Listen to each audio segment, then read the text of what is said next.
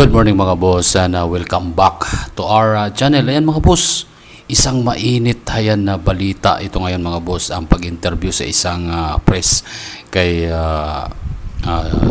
AFP General Bronner. Ayan, grabe mga kababayan yung nangyari.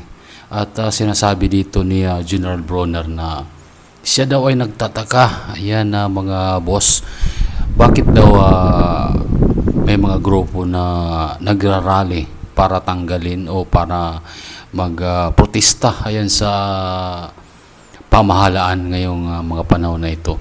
At grabe mga boss yung sinabi at mga sinabi ni General Bronner dito at magugulat kayo mga boss. Ayan, bago natin panoorin mga boss ang ating video at please paki-like naman, subscribe sa ating channel at paki-hit na rin ang notification bell mga boss. Ayan, para ma-updated kayo sa ating mga video. Ayan mga boss, ayan, panoorin na po natin. Ayan si General Bronner ng AFP. At kumintuhan po natin. Kung ang Armed Forces po ay makikialam, katulad nung experience natin sa EDSA 1 at EDSA 2, EDSA 1, EDSA 2, tatlong bagay lang po yun eh.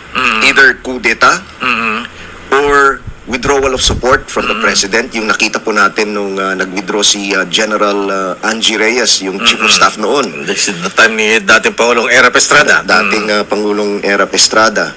At pangatlo, yung military junta. Okay. Alam niyo po, pagka nangyari itong any of these three, ay hindi po maganda para sa ating bayan.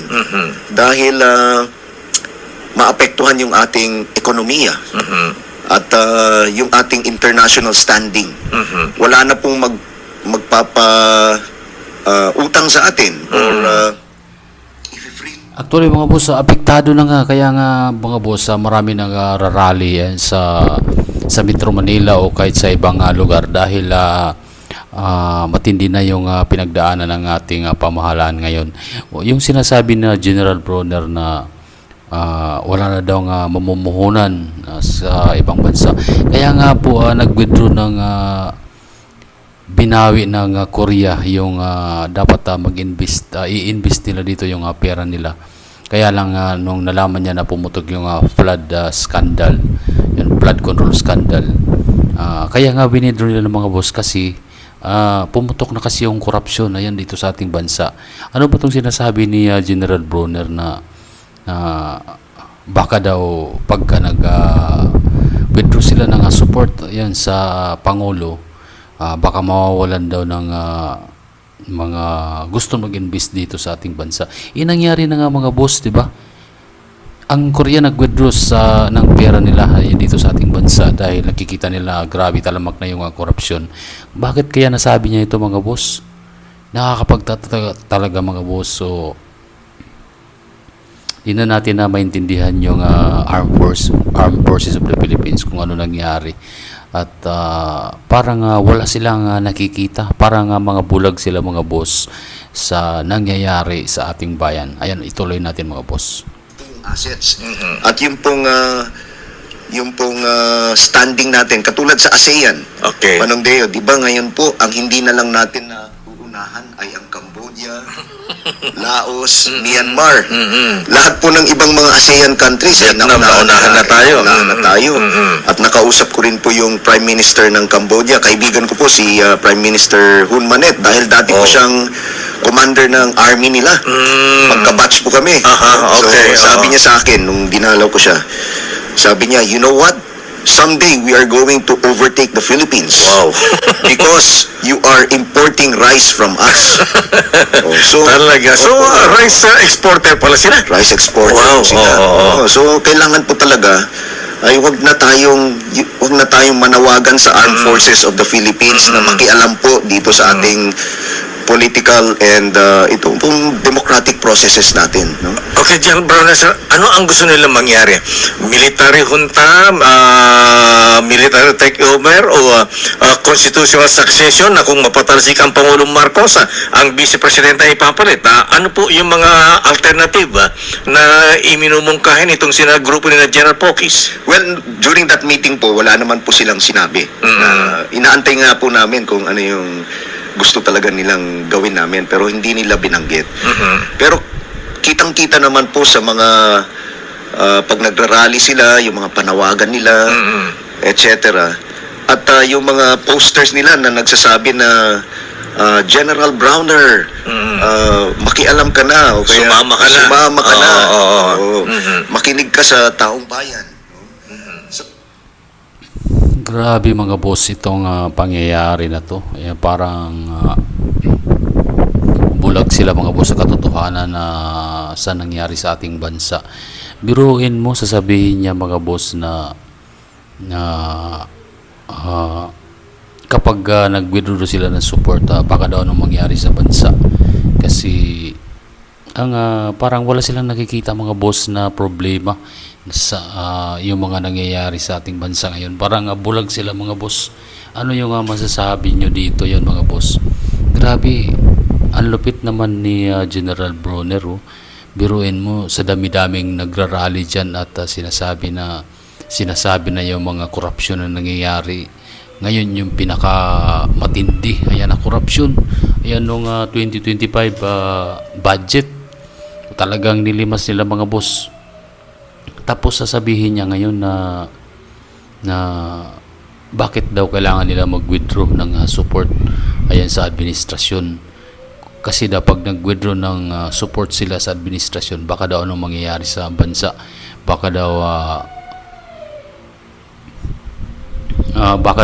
babagsak daw yung ekonomiya. Ito na nga mga boss yung problema. Kaya nga ang dami-dami na nagprotesta ayan sa bayan natin dahil nga hindi na gusto yung nangyayari at apektado na lahat mga boss yung bansa natin. Kasi kapag ang isang bansa ay walang nagrarally, walang bumabatikos, ibig sabihin lang nun mga boss, maganda yung pamamahala ng gobyerno. Yung problema kasi dito mga boss, sila kasi parang wala silang nakikita sa bayan kasi ang sabi doon ng mga relista na General Bronner, ayan, sumama ka na sa amin. Ganun daw. Yun na nagtataka daw siya mga boss.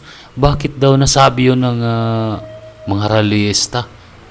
Kasi sa totoo lang, kung wala naman talagang korupsyon, walang maayos yung pagpapatakbo ng gobyerno, wala namang magrarally sa lansangan mga boss Yun naman ang katotohanan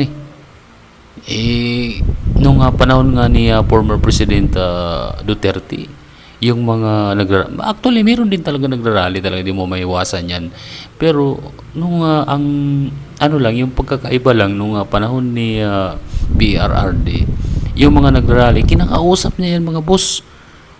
Yung mga leader niyan, pinapapunta pa nga Malacanang Ang problema kasi ngayon, yung gobyerno natin na parang lalo yung AFP, parang walang nakikita, walang nasabi pa nga ay baka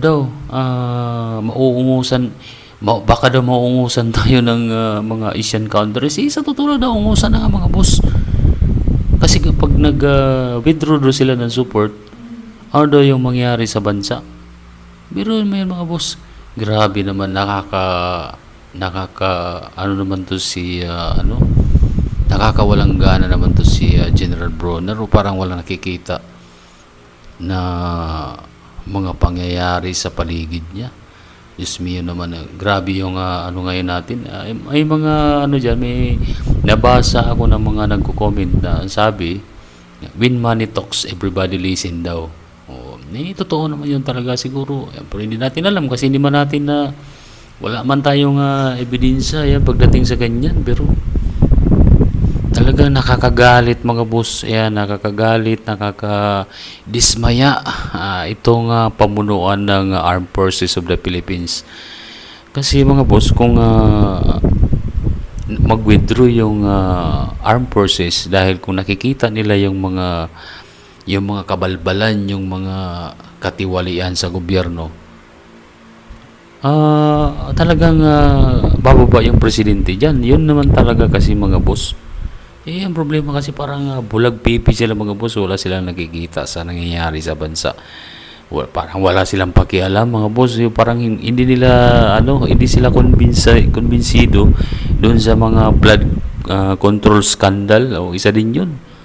Parang hindi nila nakikita mga boss na may mga katiwalian, inubos na yung kaban ng bayan ng mga tiwaling mga politiko. Grabe mga boss, nakakapanghina ng loob naman itong armed forces natin. Sobra mga boss, biruin mo, nagtataka pa. Mga boss, nagtataka pa daw siya kung bakit ganun daw yung mga sinasabi ng mga realista. Biruin mo yan. Anong klaseng pag-iisip yan mga boss? Nalilito ako mga boss, kasi sa ating mga ordinaryong mga mamamayan, tayo, medyo concerned tayo sa nangyayari sa bansa, sa kinabukasan ng mga bagong generasyon.